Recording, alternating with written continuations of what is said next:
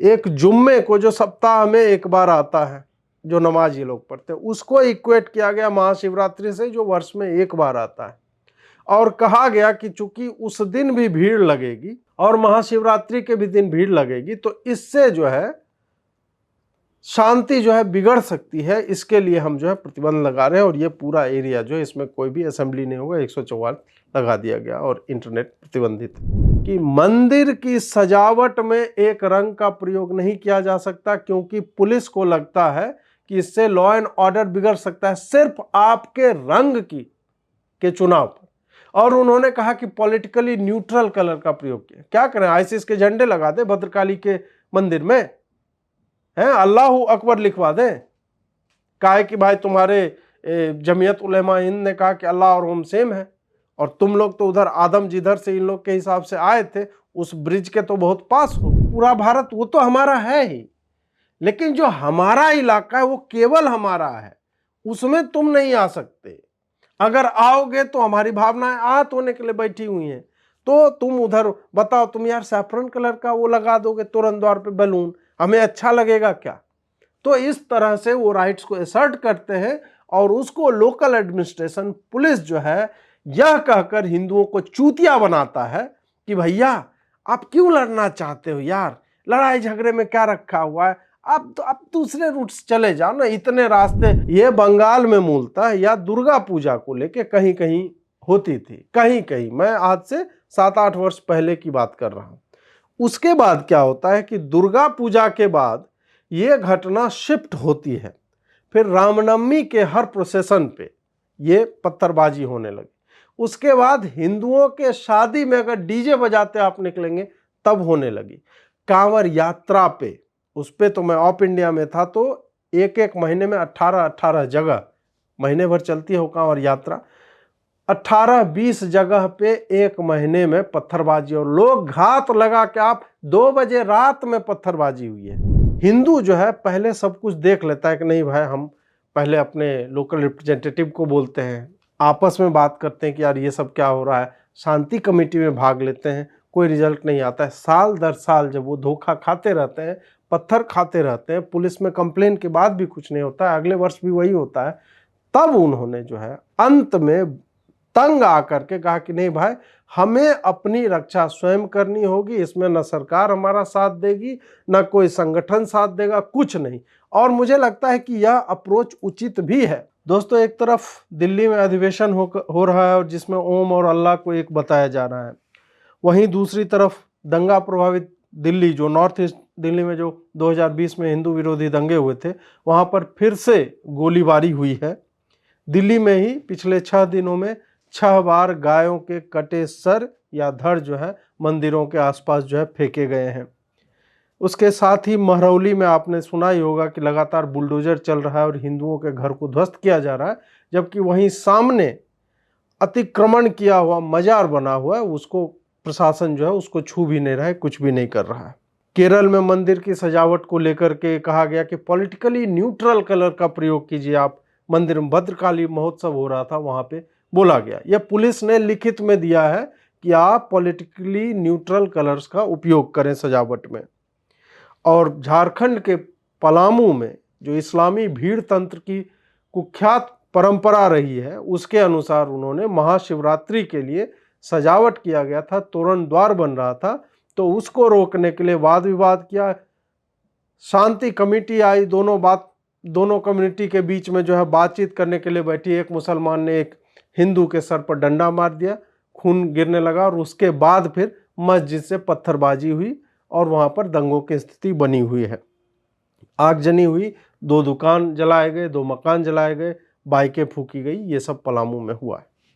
हम इन्हीं सब मुद्दों पर चर्चा करेंगे आज की पलामू में क्या हुआ है, केरल में क्या हुआ है, झारखंड में लगातार, पलामू झारखंड में ही आता है, वहाँ पर इस तरह की घटनाएं पिछले 2-3 सालों में, और मैं कुछ उदाहरण आपको दूंगा कि क्या क्या कब कब हुआ है पिछले 1 साल में, और कैसे पैटर्न जो है, एक आप कह सकते हैं कि दुर्गा पूजा से आरंभ होता है और अब हर हिंदू के छोटे बड़े पर्वों पर ये लोग अपना इलाका मार्क करके कि इधर से कोई जा नहीं सकता, इधर डीजे नहीं बजा सकता, इधर से आप अगर लेकर जाएंगे तो हमारी भावनाएं आहत होंगी, पत्थरबाजी और आगजनी बहुत ही आम हो चुकी है झारखंड में।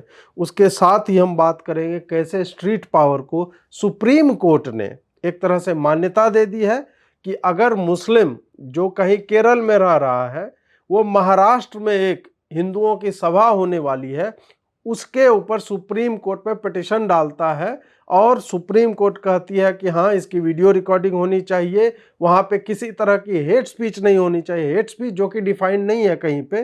तो इस तरह करके जिसका कोई लोकस नहीं है, केरल के आदमी का महाराष्ट्र में क्या काम, और सुप्रीम कोर्ट उसकी बात मान जाती है।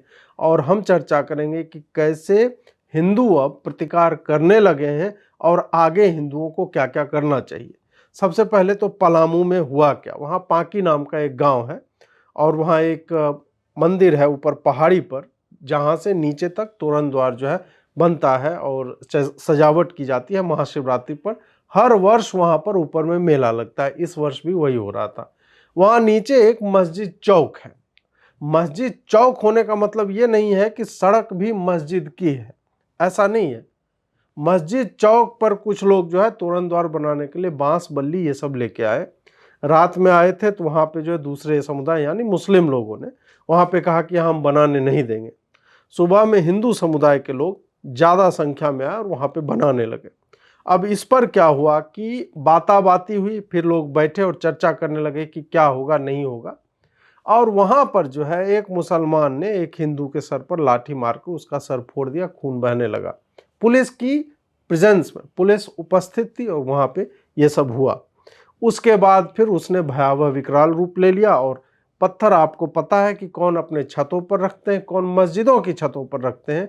और उसके बाद पत्थरबाजी का आरंभ हुआ तो फेंके गए पत्थर उठाकर हिंदुओं ने भी प्रतिकार किया। इसका भी वीडियो हमने देखा है। ऐसा हम नहीं कह सकते हैं कि एक ही तरफ से पत्थरबाजी, हाँ आरंभ उनका हुआ था। भारी मात्रा में पथराव कौन करता है यह जग जाहिर है, भारत जाहिर नहीं, ये जग जाहिर है, पत्थर फेंकना किनका काम है।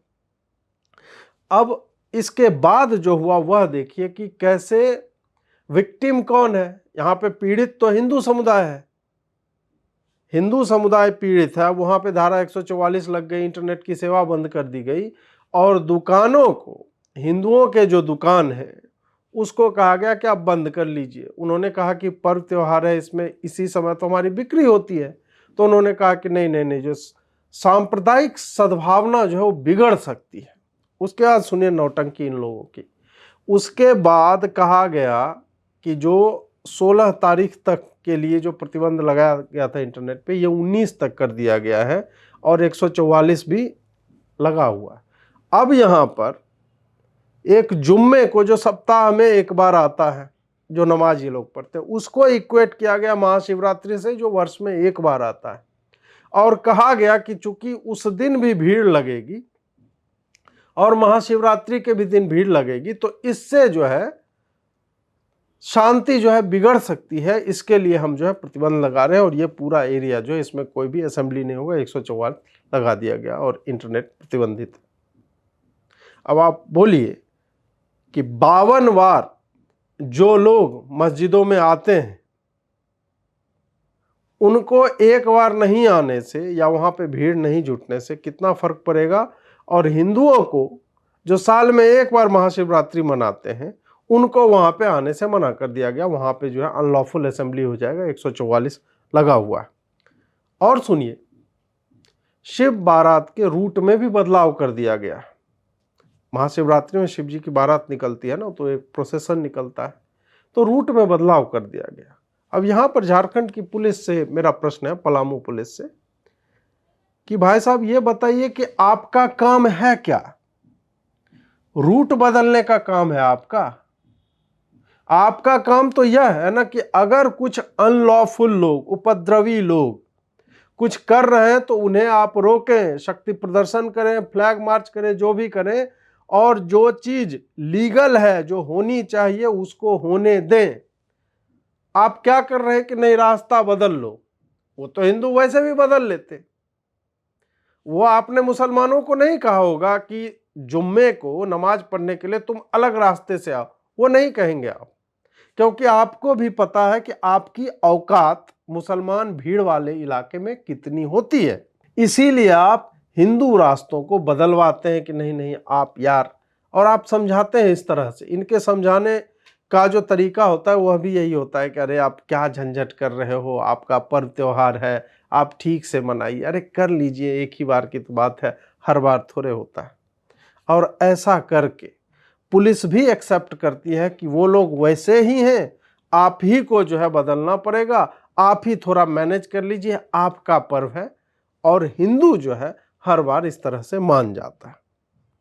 झारखंड में ये कोई पहली घटना नहीं है। जब से ये शिबू सोरेन और हेमंत सोरेन, ये जो झामुमो और कांग्रेस वालों की सरकार गठबंधन में आई है, ये यहाँ पे लगातार होता रहा है। अगर मैं पिछले 1 वर्ष की बात करूं तो इन्होंने खूंटी में पत्थरबाजी हुई थी 6 अप्रैल 2022 को। किस बात के लिए? कि रामनवमी के लिए प्रोसेसन 10 अप्रैल को रामनवमी थी, तो उसके पहले एक प्रोसेसन निकला था और वहां पर वही कि हमारे इलाके से कैसे जा रहा है, उसके बाद उस पर पत्थरबाजी हुई। प्रश्न अब यह है कि जब आप सर्च करेंगे ना इस घटना को इंटरनेट पे, तो आपको कई सारे लिंक तो मिलेंगे, खूंटी में पत्थरबाजी हुई है, लेकिन सबका टोन देखेंगे आप, उसमें आपको पता ही नहीं चलेगा किसका रिलीजियस प्रोसेसन था, किसने पत्थरबाजी की। सब में धार्मिक जुलूस निकल रहा था, उस पर समुदाय विशेष ने पत्थरबाजी की। अंग्रेजी में रिलीजियस प्रोसेसन निकल रहा था and a particular community started stone pelting. इस तरह की चीज कवरेज में इन सब चीजों को छुपाने की चेष्टा होती है कि आपको समझ ही में ना आए कि कौन सा समुदाय एक्चुअल में विक्टिम है और कौन सा समुदाय परपिट्रेटर है। और ये एक बार नहीं, हर बार में आपको मिलेगा, नाम छुपा लिया जाएगा, मजहब छुपा लिया जाएगा क्योंकि वो मुस्लिम है।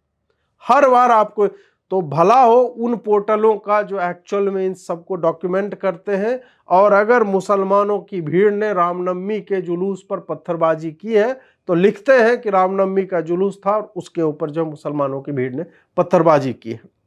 उसके बाद इसी वर्ष की घटना है जामताड़ा की। सरस्वती पूजा का जो प्रोसेसन होता है विसर्जन के लिए निकल रहा था, तो बोला हमारे इलाके से नहीं जा सकते। मतलब सड़क भी इनकी हो गई, उसके ऊपर की हवा भी इनकी हो गई, और उसमें जो वहां पर हिंसा हुई है उसमें 2 पुलिस वाले घायल हुए और अनेक बाकी लोग तो हुए, तो वो तो बात अलग ही है। तो ये सारी चीजें आपको झारखंड में लगातार देखने को मिलेगी। लोहरदगा में पिछले ही साल 11 अप्रैल की घटना है, 10 को रामनवमी थी, 11 को कवरेज आई, वहां पे जो है पत्थरबाजी हुई रामनवमी के जुलूस के ऊपर। जून में, याद होगा जून का महीना जो पिछले वर्ष का था, वो था नुपुर शर्मा, कन्हैया लाल, उमेश कोल्हे, ये सब वाला महीना। वहां पर जुम्मे की नमाज पढ़ी गई और झारखंड के कई मस्जिदों से बाहर कई जिलों में लगातार बिना बात के पत्थरबाजी शुरू हो गए। और किसके ऊपर? हिंदुओं के ऊपर पत्थरबाजी, आगजनी, हिंसा लगातार हुई है वहां पर। तो इसमें हाँ ठीक है, पुलिस कहेगा हमने इनको मतलब जेल में डाल दिया। उसके बाद क्या हुआ? उसके बाद कुछ नहीं होता है। उसके बाद शांति प्रिय समुदाय के नेता लोग जाते हैं, बोलते हैं कि सर छोड़ दीजिए, और जो सत्ता पक्ष के लोग होते हैं वो भी कहता है सर छोड़ दीजिए, तो बच्चे हैं, इन सब पे क्या केस बनाना। उसी तरह से वो आमतौर पर छूट जाते हैं। ये हमने कश्मीर में देखा है, केरल में देखा है, बिहार में, झारखंड में, ये हर जगह यही पैटर्न है कि प्रशासन इनको एक तरह से सहयोग ही करता नजर आता है। गिरिडीह के पचम्बा में किसी नवयुवती के साथ छेड़छाड़ हुई थी या बाइक को किसी ने गिरा दिया था, कुछ घटना हुई जो आज तक पता नहीं चला है, और उसके कारण फिर से मुसलमानों ने पत्थरबाजी शुरू कर दी, वहां दंगे की स्थिति उत्पन्न हो गई।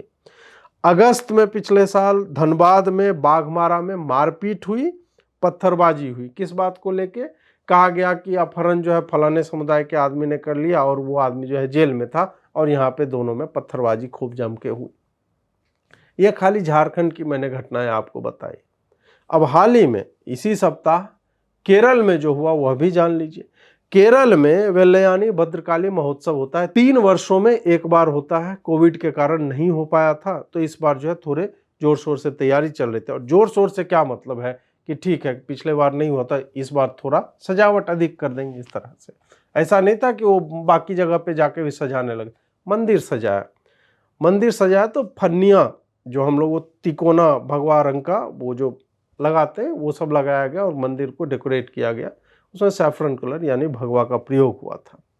इस पर आपको जानकर आश्चर्य होगा कि पुलिस ने लिखित में, अब सीपीएम के दबाव में हो या जो भी हो, ऑब्वियसली पुलिस किसके लिए काम कर रही है वहां पे, उन्होंने बोला कि आप जो है भगवा कलर का प्रयोग नहीं कर सकते, इससे लॉ एंड ऑर्डर जो है बिगड़ने की संभावना है।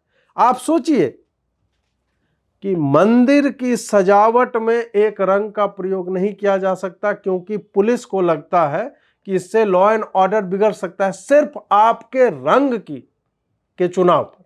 और उन्होंने कहा कि पॉलिटिकली न्यूट्रल कलर का प्रयोग किया। क्या करें, आईसिस के झंडे लगा दे भद्रकाली के मंदिर में, हैं अल्लाह अकबर लिखवा दें, काहे कि भाई तुम्हारे जमीयत उलेमा हिंद ने कहा कि अल्लाह और हम सेम है, और तुम लोग तो उधर आदम जिधर से इन लोग के हिसाब से आए थे उस ब्रिज के तो बहुत पास हो, तो कह दो कि नहीं जय आदम जय हव्वा उधर लिखवा दिया जाए भद्रकाली माता के मंदिर में।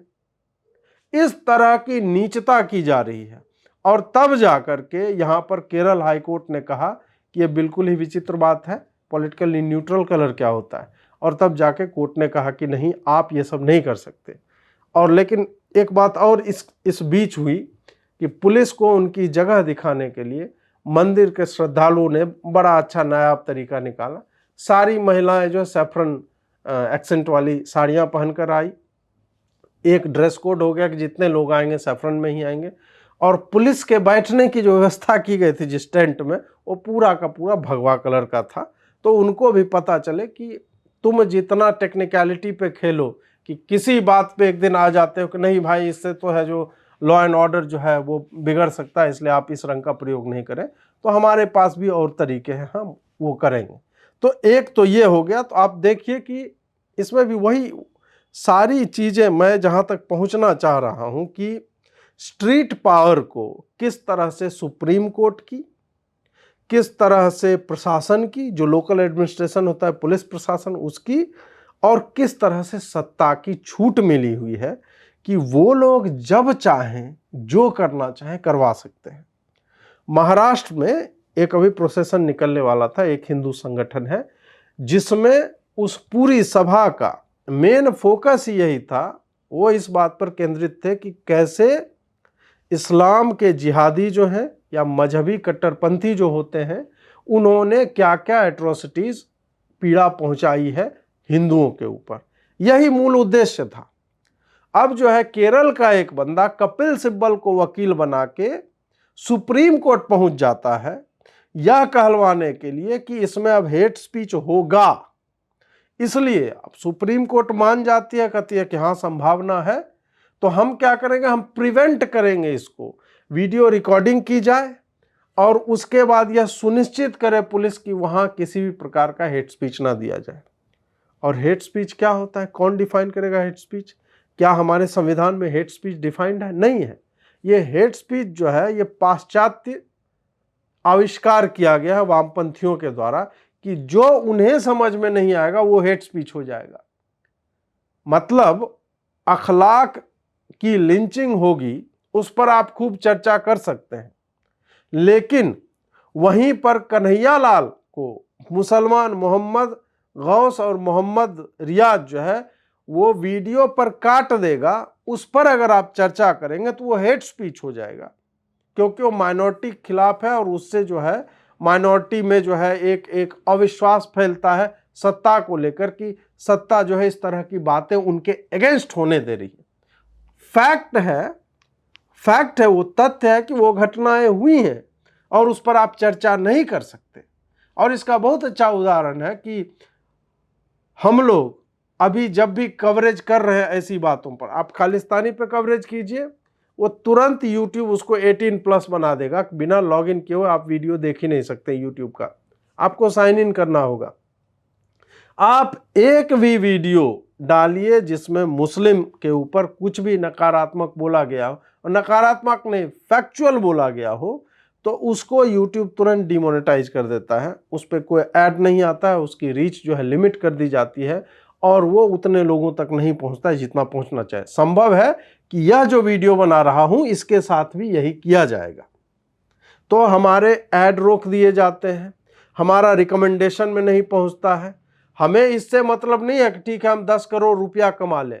हमारा तो मूल उद्देश्य यह है कि इस तरह की बातें जो है अधिकाधिक लोगों तक पहुंचे। इसीलिए आप सबों से बार बार मैं कहता हूं कि सब्सक्राइब कीजिए और इसको जितना शेयर कर सकते हैं आप, 50 लोगों का आपका ग्रुप है व्हाट्सएप पे, भेजिए, लिंक भेजते रहिए ताकि लोगों को कम से कम पता चले कि क्या हो रहा है और हमारा कोर्ट, हमारी न्यायिक प्रणाली, हमारा एडमिनिस्ट्रेशन, हमारी सत्ताएं किस तरह से कार्य कर रही हैं हिंदुओं के विरोध में। अब इन सब मामलों में आप एक नौटंकी देखेंगे जो होती है शांति कमेटी की मीटिंग।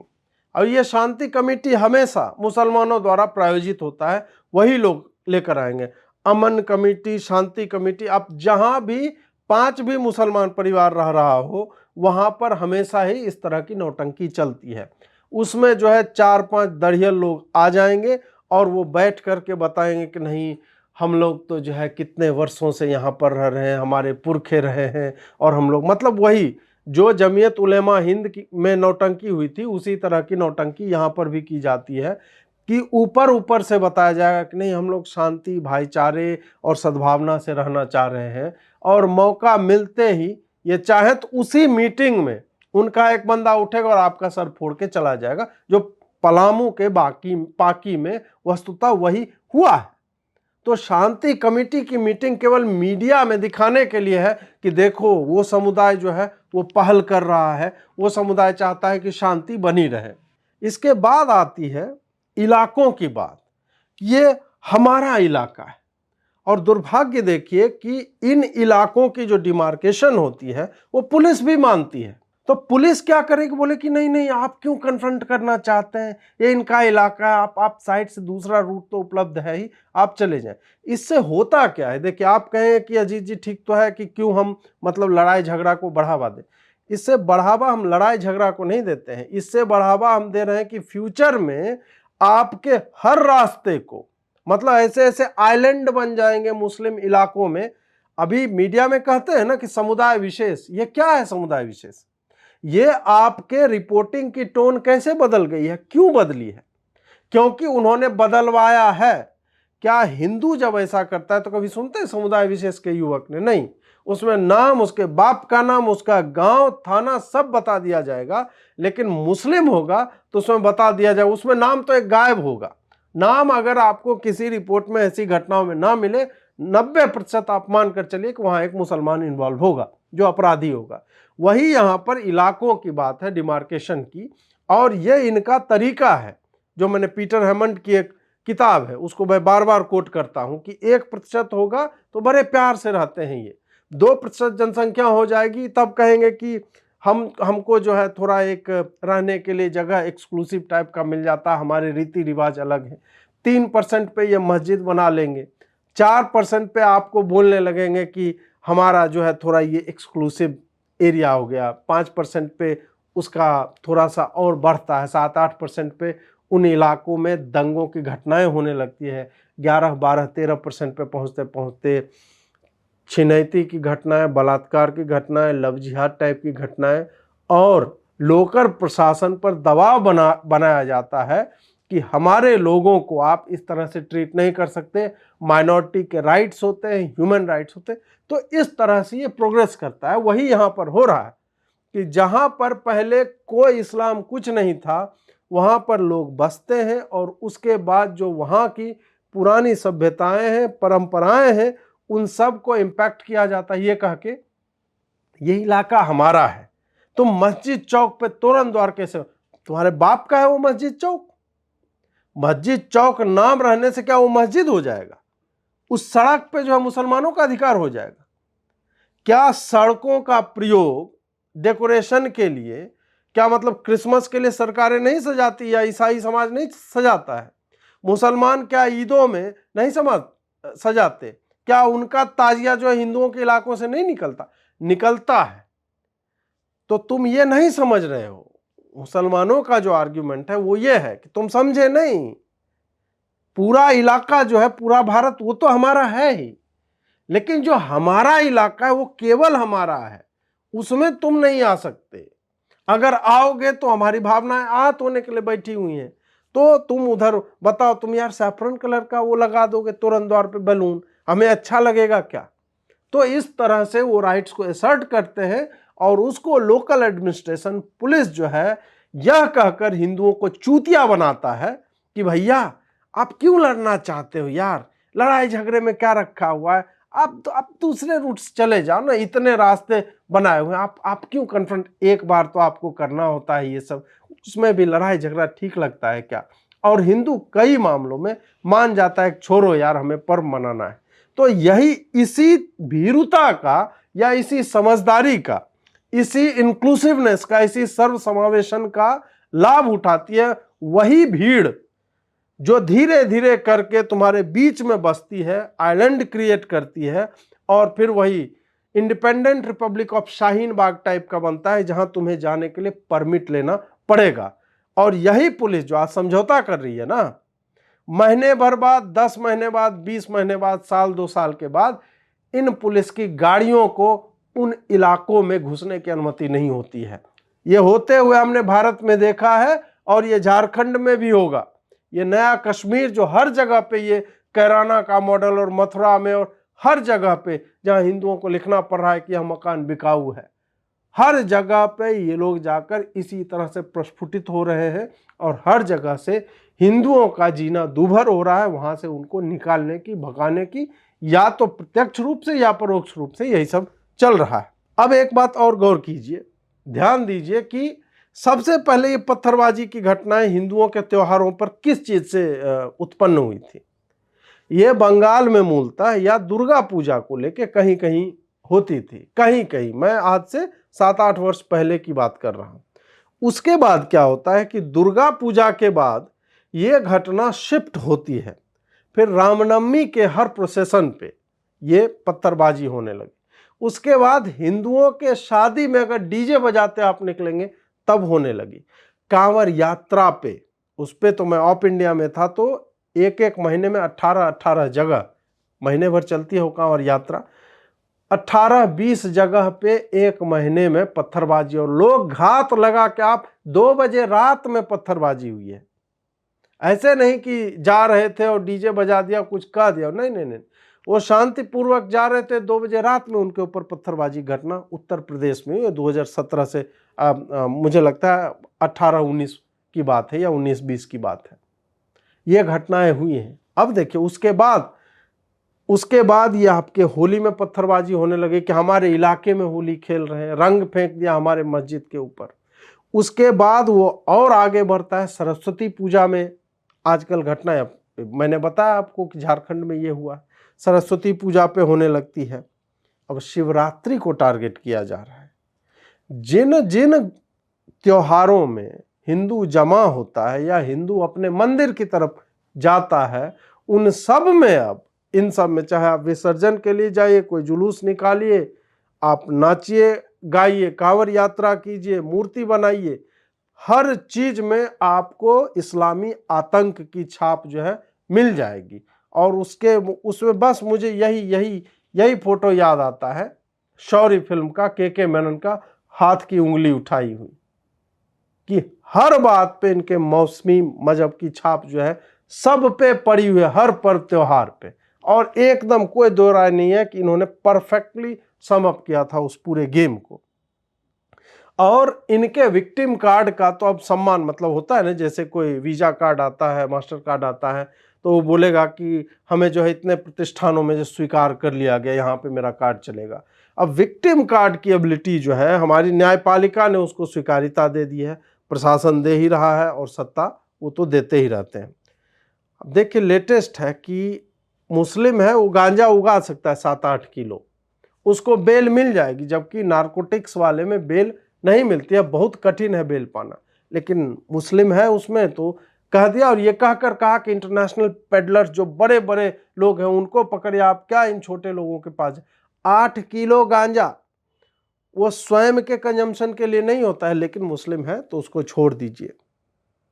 माइनॉरिटी है तो अतिक्रमण कर सकते हैं। हल्द्वानी में देख लीजिए, और एक खांटी नाम का गांव था जिसमें 1 लाख हिंदू परिवार, मतलब हिंदू लोग प्रभावित होने वाले थे। तो इसी कोर्ट का उपदेश आया था कि आप जो है अतिक्रमण करने के बाद आप विधि व्यवस्था की शरण नहीं ले सकते। यहाँ पे जो है, यहाँ पे वैसा कुछ नहीं हुआ। हल्द्वानी में पहले 4 सप्ताह का समय दिया, उसके बाद 8 सप्ताह का समय उन्होंने मांगा और वो सुप्रीम कोर्ट ने दे दिया है। उस पर अब कोई चर्चा नहीं हो रही है।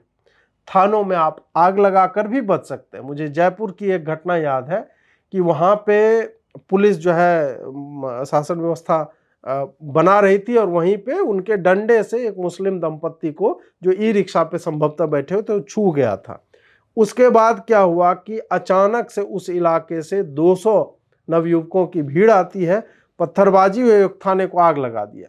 थाने को, और ये भाजपा शासन में हुआ है, थाने को आग लगाने के बाद 1 या 2 बजे सीनियर मिनिस्टर, कैबिनेट मिनिस्टर आते हैं, थाने में बातचीत होती है और मुसलमान समाज का यह तर्क होता है कि भाई इन्हें जो है छोड़ दिया जाए, जिन जिनको आपने गिरफ्तार किया, और वो छोड़ दिए जाते हैं। तो इस तरह से विक्टिम कार्ड की स्वीकार्यता आप देखिए कि आप आग लगाकर बच सकते हैं, आप हिंसा करके बच सकते हैं, पत्थरबाजी तो आम बात है ही।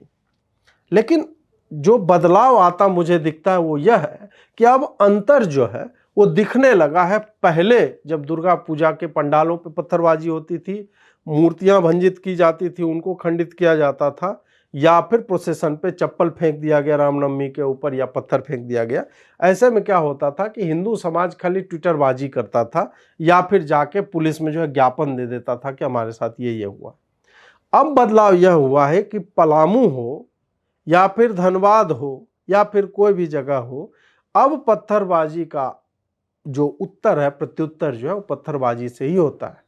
भले हमारे घरों में पत्थर नहीं स्टोर किए जाते हैं, लेकिन अब कम से कम उधर से जो पत्थर फेंके जाते हैं उसी को उठाकर अपने आत्मरक्षा में हिंदू समुदाय भी उस भीड़ को, जो अगर उसका प्रतिकार ना करे तो उनके घरों को जला देगा, उनका अस्तित्व खत्म कर देगा भीड़ के नाम पे, क्योंकि भीड़ का तो कोई चेहरा नहीं होता।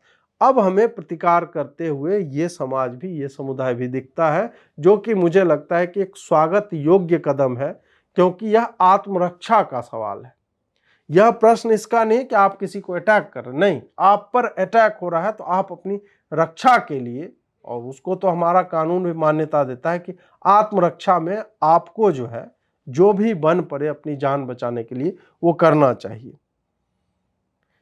अब ये जो है, ये हम इस स्थिति में पहुंचे कैसे कि अब हिंदू भी पत्थरबाजी का जवाब पत्थरबाजी से देता है? उसका एक कारण है। उसका कारण यह है कि जब से हम इन घटनाओं की कवरेज देखने लगे हैं कि यहाँ पत्थरबाजी हो गई, रामनवमी में पिछले वर्ष तो मुझे लगता है कि 10-12 जगह पे पत्थरबाजी हुई है। 10-12 जगह तो यूपी में केवल दंगे हुए हैं। 10-12 जगह यूपी में उसी दिन के आसपास दंगे हुए हैं, पिछले वर्ष की बात है। तो अब ये सारे चिन्हित कर गए, कैलेंडर में मार्क कर दिया। वो होता है ना कि वैलेंटाइन वीक है, किस दिन क्या करना है। ये लोग ठाकुर प्रसाद का कैलेंडर लेते हैं, उसमें देखते हैं हाँ मकर संक्रांति हो गया, इस पे चलो जुलूस नहीं निकलता है, या आगे से वो पतंग वतंग उड़ाते हैं। तो आप देखें 2-3 सालों में वहां तक भी ये लोग पहुंचेंगे, क्योंकि अब वही 2-4 बचा है। उसके बाद सरस्वती पूजा, हाँ उसमें तो हमें मार्क कर लेना है कि किधर से जाता है, उधर को ही अपना इलाका आप बता देना है। होली आएगी, रामनवमी आएगी, उसके बाद फिर मतलब ये चलते जाएगा आगे आगे, धीरे धीरे चलते चलते ये दुर्गा पूजा दिवाली तक पहुंचेंगे। और हर ऐसे पर बीच में कांवड़ यात्रा तो 1 महीने का है ही, वो उसमें तो प्रतिदिन का बनाते होंगे कि कैसे क्या करना है। अब हिंदुओं का विश्वास इसी कारण से दिखता जा रहा है, क्योंकि उनको पता चलेगा कि तंत्र कैसे काम करता है। उनके पास हर बार पीड़ा सहने के अलावा और कुछ बचता नहीं है।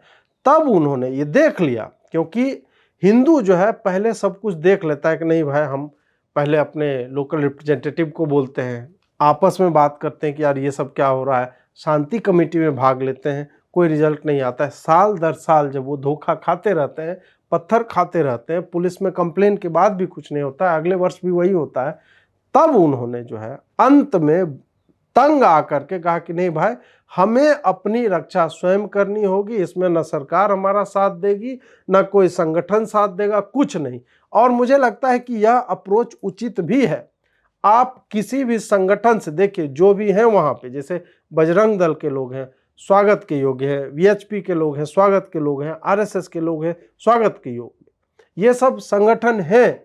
लेकिन आप उनके किसी अधिकारी के आने की प्रतीक्षा नहीं कर सकते जब आपके ऊपर जो पेट्रोल बम फेंका जा रहा हो, आपके ऊपर पत्थर फेंका जा रहा हो, गोलियां चल रही हो। दिल्ली दंगों को याद कीजिए ना, जिसमें हिंदुओं की लाशें गिराने की योजना बनी थी और गिरी भी। कौन आया था बचाने? कोई नहीं आता है। आपको अंततः ऐसे मामलों में, ऐसी दुर्घटनाओं के बीच जब आप खड़े होते हैं, तब आप संगठन, सत्ता, प्रशासन, कोई आपके साथ खड़ा नहीं है। आप अकेले हैं और आप उसी समूह में हैं जो आपके साथ रहता है, बस। इसको हमेशा हिंदुओं को याद रखना होगा। और वामपंथी जो है वो लार टपका रहे हैं इसको देख करके। जब वो कन्फ्रंटेशन देख रहे हैं कि उधर की पत्थरबाजी, इधर की पत्थरबाजी, यही उनके लिए एंड गेम का पहला चरण है। वो तो यही चाहते हैं कि हर स्ट्रीट में दंगे हों, शांति व्यवस्था इतनी छिन्न भिन्न हो जाए कि कोई भी प्रशासन उसको रोकने में जो है कारगर ना हो, और तब हम क्लेम करेंगे कि देखो मोदी ने कहां पहुंचा दिया है तुम्हें।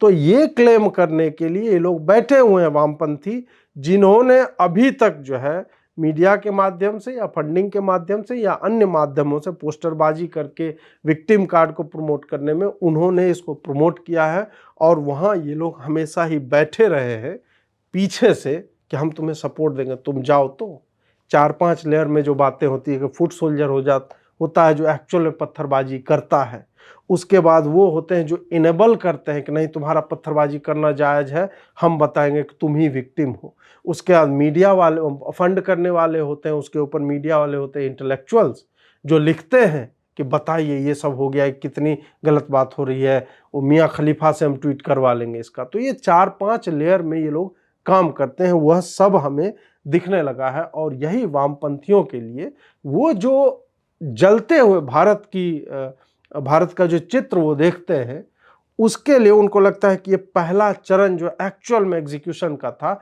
उसमें भारत की जनता अब आगे बढ़ रही है, उसको पार कर रही है। जज, प्रशासन और सत्ता हिंदुओं के पीड़ित होने पर सुलह की बात करती है।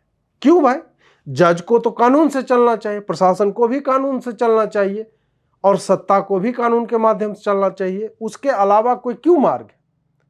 सुलह की बात तब होगी जब छोटा झड़प हो गया, बाताबाती हो गई, पत्थरबाजी हो रही है, तो किसी ने स्टोर करके रखा होगा ना पत्थर, तो उसकी प्रवृत्ति क्या है, उसकी मंशा क्या है, यह तो आप देखेंगे ना। लीगली, विधि व्यवस्था में तो यह देखा जाता है कि इंटेंट किसका है, हार्म करने का, संकट उत्पन्न करने का और उपद्रव मचाने का। तो वो इंटेंट किसका है, किसकी छतों पर पत्थर है, उसको जब तक आप देख नहीं लेते तब तक आप हिंदुओं को मतलब ज्ञान मत देने जाइए कि रूट बदल लो, महाशिवरात्रि एक ही बार आती है यार, सुलह कर लो, क्या करना है ये सब करके। अब प्रश्न आता है कि भाई विकल्प क्या है? प्रतिकार करना और संगठित रहना एकमात्र विकल्प है, और आपके पास कोई विकल्प उपलब्ध नहीं है। प्रतिकार आप कीजिए, और उसका एक मुख्य कारण यह है प्रतिकार करने को जो मैं कह रहा हूं उसका, ये मूलतः डरपोक लोग हैं। इनको ज्यों ही आप उनसे अधिक संख्या में जुटते हुए दिखेंगे, ये भाग जाएंगे मैदान छोड़ के। हमेशा यही हमने देखा, ये होता है। यह हमने नॉर्थ ईस्ट दिल्ली के राइट्स में भी देखा है कि हिंदुओं का छोटा इलाका मुसलमानों के बड़े इलाके के बीच में था, और हिंदू चूंकि कभी भी तैयार रहता नहीं है, तो पहले 2 दिन मतलब पहले 1.5 दिन तक तो हिंदुओं पर लगातार हमले होते रहे। लेकिन ज्यों ही उस रिंग के बाहर के हिंदुओं को पता चला और उनके घरों से बेटियां जब खींची जाने लगी, गोकुलपुरी इलाके की मैं बात कर रहा हूं, तो उसी दिन तब हिंदू जगता है, प्रतिकार करता है, और फिर दंगे समाप्त हो जाते हैं, बंद हो जाते हैं। तो वही आपको करना होगा हर बार कि जब भी इस तरह के दंगों की स्थिति बनती है, आपको प्रतिकार करना चाहिए, संगठित होना चाहिए, आपको अधिकाधिक लोगों के साथ आना चाहिए। आप लीगल मदद लीजिए, पुलिस को घेरिए, आप भी जाकर पुलिस का घेराव कीजिए वहाँ पे और उनसे बोलिए कि भाई शांति व्यवस्था बहाल कीजिए, हम जो है पीड़ित है, हमारे ऊपर इस तरह से हमले हो रहे हैं। अपने लोकल रिप्रेजेंटेटिव पे आप भी प्रेशर ग्रुप की तरह दबाव बनाइए, उनको बोलिए कि वो आपके साथ खड़े हों, नहीं तो वो वोट मांगने के लिए आपके क्षेत्र में ना आए। मंदिर के सामने मस्जिद बनाने की रणनीति बहुत पुरानी है, बहुत पुरानी मतलब ये औरंगजेब के टाइम से है। आप देखिएगा कि भारत, पाकिस्तान, बांग्लादेश, पाकिस्तान में तो अब बचा नहीं है मंदिर, बांग्लादेश में भी, यहाँ पर क्या होता है कि जहाँ जहाँ बड़े मंदिर हैं हिंदुओं के, उसके आसपास एक नहीं 3-4 मस्जिद मिलेगा। आप बनारस कभी जाइए, काशी में आप जाके गूगल मैप पे मॉस्क लिख दीजिए, या गूगल मैप खाली आप जहाँ पे है ना तो उसको क्लिक करके छोड़ दीजिए और देखिए कि उसमें चांद तारा का मार्क कितना आपको दिखेगा और मंदिर का मार्क कितना दिखेगा। काशी जैसी जगह पे मस्जिदों की मतलब बौछार है, लग रहा है किसी ने ऐसे करके कुछ पानी छिड़क दिया और जितने बूंद पड़े उतने मस्जिद वहां पे है। तो आपको कौन रोक रहा है? आप भी भूमि खरीदिए, छोटा सा मंदिर बनाइए, वहां पे आरती कीजिए, हर शाम आरती कीजिए, और आरती करके आप सड़क पे खड़े होना पड़े होइए, क्योंकि वो लोग तो सड़क पे नमाज पढ़ते हैं।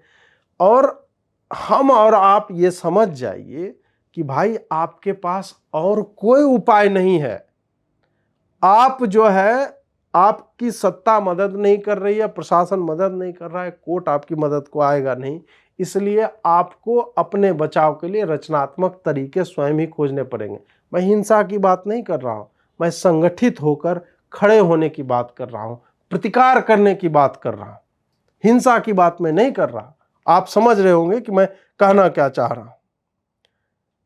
मंदिरों में आना जाना जो है आप जारी रखिए, जब तक आप जाते आते रहेंगे मंदिरों में, तब तक जो है वो मंदिर और उसके आसपास के लोग जो क्लेम करते हैं ये हमारा इलाका है, उसमें आप सेंध लगा सकते हैं कि नहीं तुम्हारा इलाका नहीं, ये हम सब का इलाका है। हमें भी इस सड़क के प्रयोग का उतना अधिकार है जितना कि तुम्हें है। जब तक आप इस तरह से असर्ट नहीं करेंगे अपनी आइडेंटिटी को, तब तक आपका इसी तरह से कटता रहेगा जैसा कि पलामू में कट रहा था। लेकिन मैं पलामू के जो भी हिंदू हैं उनके साथ मैं खड़ा हूं इस पीड़ा के समय, और मैं कह रहा हूं कि आपने जो किया है बिल्कुल उचित किया है।